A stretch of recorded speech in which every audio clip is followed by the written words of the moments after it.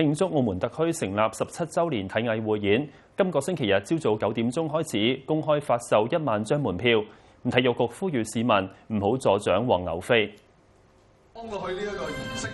澳門特區成立紀念日當日，即係12月20號下晝2點，政府將會喺奧林匹克體育中心運動場舉行體藝匯演，邀請澳門跆拳道總會以及9名歌手表演，當中4名係本澳歌手。咁而之前呢，因為亦都有聽到一啲嘅意見，就話希望喺體育方面嘅元素可以加強啲，咁所以我哋亦都加強咗一啲嘅體育嘅元素落去。咁而最近亦都聽到一啲嘅意見，亦都話希望可以澳門嘅歌手嘅參與量亦都多一啲嘅話，咁所以我哋亦都聽從咗一啲市民啊或者一啲嘅意見呢。咁我哋今次裏面呢，亦都加多咗一啲嘅澳門嘅歌手。